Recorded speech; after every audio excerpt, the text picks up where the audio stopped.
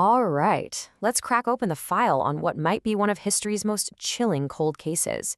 Now, this isn't just some campfire story we're talking about. We're diving deep, investigating a phantom phenomenon that's been haunting the winter skies for, well, centuries. So, welcome to the case file on Odin's spectral procession, better known as the Wild Hunt. So, right off the bat, here's the central question of our whole investigation. You know when the winter storm is just raging outside and the wind howls like a pack of wild hounds? Well, who or what is actually leading that charge? You know, every good investigation has to start with the basics, right?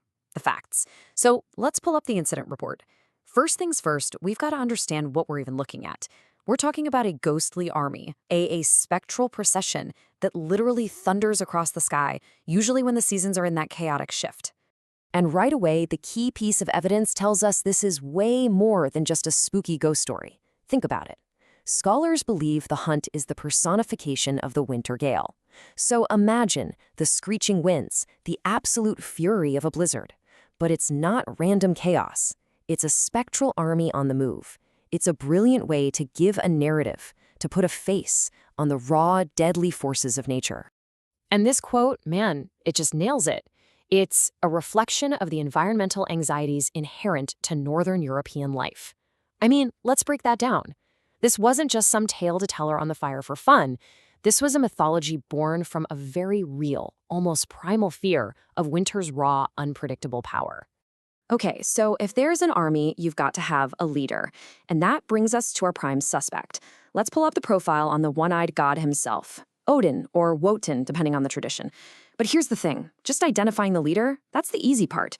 The real puzzle, the heart of this case, is figuring out which version of Odin is actually leading this charge. You see, we have this image of Odin, right? The kingly strategist, the wise ruler of Asgard. But the Wild Hunt, it shows us a totally different side of him. A much older, much wilder side. It's a clash of two identities. On one hand, you had the calculated king. On the other, a primitive shaman. It's the ruler of Asgard versus the leader of the dead. He's not just the guy who gives out victory in battle. He's the god of raw frenzy and ecstasy. And this role has a specific name. It's psychopomp. It's a crucial piece of the puzzle. So what is it? Simply put, it's a guide for souls, a go-between who stands right on the line between the living and the dead. He's the bridge connecting our world to the supernatural. And when it comes to the Wild Hunt, believe me, he is leading a very specific kind of procession. Okay, so that brings us to the big question, motive. Why does this whole ghostly parade even exist? What's the point? Let's dig into the why of the hunt. And what the evidence shows is that it was basically a form of ghostly law enforcement, a supernatural tool for keeping social order. So how exactly does that work? Well, imagine you're living back then. The fear of being literally swept up into this terrifying hunt, that's a pretty powerful reason not to break tribal taboos, right? It was this constant, scary reminder of what happens if you get cast out from your community. So in a way, the hunt became this ghostly extension of real-world laws, projecting a society's biggest fears right up onto the night sky for everyone to see. And this all ties into a huge concept in Germanic belief, word. You can think of it as fate. The idea was incredibly simple, but so powerful.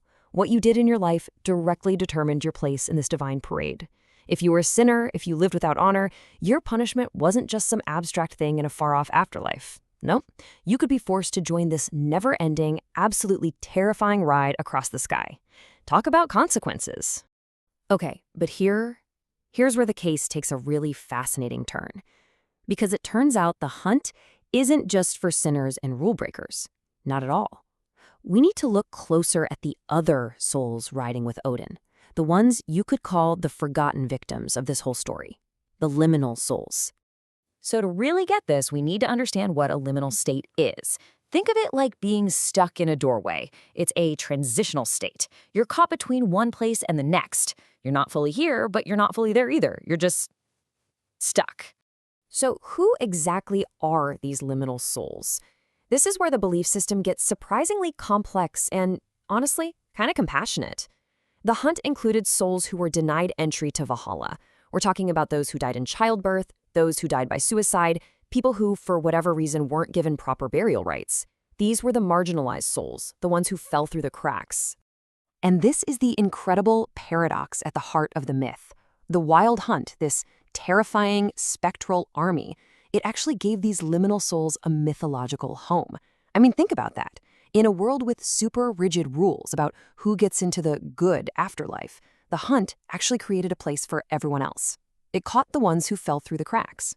And this quote from the analysis just sums it up perfectly. By riding with Odin, these spirits remained part of the cultural landscape rather than being entirely forgotten or erased. See? The myth didn't just toss them aside. It gave them a role, it gave them a place, making sure that no soul was ever truly lost. It's a really stunningly sophisticated way of dealing with trauma and exclusion. All right, it's time to pull all these threads together. Let's get to the final analysis and officially close the case on what the Wild Hunt is all about. So the first thing we have to establish, the main takeaway from all this evidence, despite all the chaos and fury, this is not a mindless stampede. No way. There is an intelligence, a distinct purpose guiding this entire storm. And where does that intelligence come from? Well, you have to look to Odin's ever-present companions, his ravens. They are the eyes of the hunt. You've got Hugin, whose name means thought. He's the scout, out there gathering information. And then there's Munin, which means memory. He's the record keeper, the one who knows the stories of the souls. Their presence is what turns the hunt from just pure frenzy into a calculated search. It's a perfect blend of that primal instinct and deep, hidden wisdom. So let's just deconstruct this whole thing piece by piece. The storm, that's the real-world fear, the environmental anxiety. The sinners riding in the procession, that's all about social control and moral law. The liminal souls, that's about finding a cosmic place for the excluded. And the leader, Odin himself, he's the bridge, the connection between raw frenzy and deep wisdom. You see, it's this incredibly sophisticated mix of animism, sociology, and cosmic philosophy.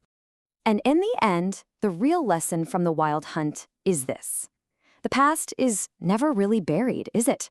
Its endurance, the fact that we're still talking about it centuries later, proves that it taps into something deep inside us, our struggle with mortality, with the unknown. It's still out there, riding through our cultural memory. Which leaves us with just one last question to file away. The people back then, they created the Wild Hunt to give a name and a face to the terrifying, uncontrollable storms in their lives. So it makes you wonder, what do we call ours?